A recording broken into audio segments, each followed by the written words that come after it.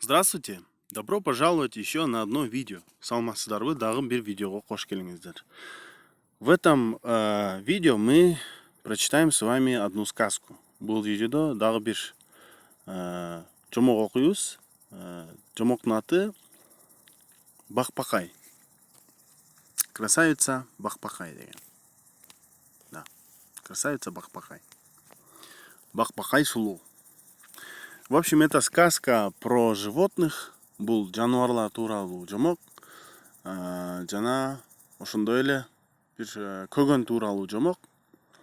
Ошо баканын кечке бакалардын мынтип сайраганын делүү же кыйкырганын делүү жана ошол көгөндүн уйларды чаккан жөнүндө легенда да, мындайча айтканда.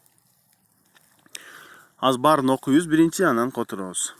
Жила когда-то красавица Бакбакай, дочь лягушки. В нее влюбился овод и прилетел свататься. «Благодарю за честь», — сказала лягушка. «Заполни с котом все мои долины и ущелья. Заплатишь такой колым, я дам тебе свою дочь. За красавицу Бакбакай я готов отдать не только скот, но и душу». Прилетел овод к овцам и объявил: «Я женюсь на красавице Бакбакай, а вас всех отдаю за нее. Хочешь, отдай одну, хочешь, отдай всех. Мы на все согласны», — ответили овцы. Прилетел овод к козам. «Мы к лягушке не пойдем, не станем мучиться у нее», — заблеяли козы и, задрав хвосты, побежали на скалу. Полетел овод к верблюдам. Верблюды посоветовались и тоже отказались идти к лягушке. Овод позвал слепня и полетел к лошадям. Слепень начал кусать лошадей. «Пойдете к лягушке или не пойдете?» — спрашивает овод. Не выдержали лошади и согласились. Полетел овод к коровам и объявил им: «Я женюсь на красавице Бакбакай и всех вас отдаю в Колым. Отправляйтесь в долины и ущелья ее матери лягушки». «Мы к лягушке не пойдем, не хотим мучиться у этой злодейки», — ответили коровы. Рассердился овод и начал так сильно кусать коров, что они побежали в разные стороны и случайно растоптали красавицу Бакбакай. Очень горевала лягушка, она все кричала оводу: «Пропади ты со своим колымом». Другие лягушки громко утешали ее, так до сих пор и утешают. А овод и понины мстит коровам за смерть своей любимой, кусает их беспощадно. Жила когда-то красавица Бакбакай, дочь лягушки. Илгери баканын баласы Бакбакай деген сулуу жашаган экен. Жила. Жила дейбиз, жила деп окуйбуз. В нее влюбился овод и прилетел свататься. Аны көгөн деген баягы уйларды чаккан чымынга окшогон бир неме бар го, учуп жүргөн. Ошону овод дейт экен да, овод. В нее влюбился, аны сүйүп калып, овод көгөн и прилетел свататься. Аны менен келип болгону келиптир да, аны менен сүйлөшүп болуп койгону келиптир. Свататься деген ошол бирөөнүн үйүнө кызын сурап, колун сурап келгени свататься деп коет. Эмне кылуу? Свататься. «Благодарю за честь», — сказала лягушка. «Рахмат, ушунчалык мага келгениңиз үчүн», деп айтыптыр бака. «Заполни с котом все мои долины и ущелья. Заплатишь такой колым, я дам тебе свою дочь». Заполни с котом все мои долины и ущелья. Менин капчыгайларымды жана менин өрөөндөрүмдү мал менен толтур, заполни, толтур, с котом деген мал менен, долины, өрөөндөр, ущелья, капчыгайлар. Заплатишь такой колым, ушундай калымды төлөсөң, я дам тебе свою дочь. Анда мен сага өзүмдүн кызымды берем. За красавицу Бакбакай я готов отдать не только скот, но и душу. Бакбакай сулуу үчүн мен мал эле эмес, ошондой эле өзүмдүн жан дүйнөмдү да сатканга даярмын, бергенге даярмын, отдать бергенге. за красавицу Бахбахай. Прилетел овод к овцам и объявил. Прилетел овод к овцам и объявил. Көгөн немелерге келип, койлорго келип, жарыя кылыптыр. Объявил, жарыялаптыр. Эмне деп жарыялаган? Я женюсь на красавице Бахбахай, а вас всех отдаю за нее. Мен Бахбахай сулууга үйлөнүп жатам. А силердин баарыңарды ага берип жатам. То есть аны үчүн берип жатам. Демек, аны алганым үчүн берип жатам, Десе, койлор жооп бериптир. Хочешь, отдай одну. Хочешь, отдай всех. Мы на все согласны, ответили овцы. Кала бирөөнү бер, кала баарыбызды бер. Биз баарына макулбуз. Мы на все, бардык нерсеге, на все согласны, макулбуз, ответили овцы. Койлор жооп беришти. Прилетел овод к козам. Көгөн эчкилерге келиптир.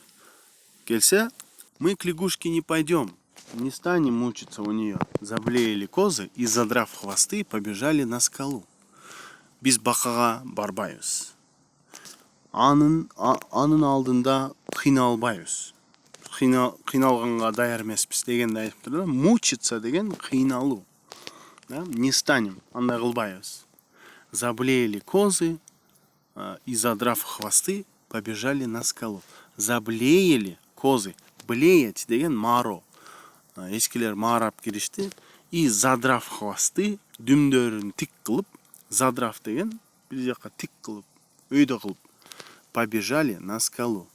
Кырга, зоого чуркап кетишиптир. Полетел овод к верблюдам. Көгөн төөлөргө барыптыр. Төөлөргө учуп барыптыр. Верблюды посоветовались и тоже отказались идти к лягушке. Төөлөр кеңешип, посоветовались, кеңешип, бакага баргандан баш тартышыптыр. Отказались деген баш тартуу, бакага баргандан баш тартышыптыр.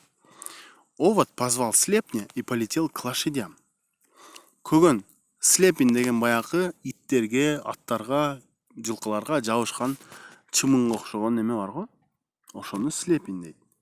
Овод позвал слепня и полетел к лошадям.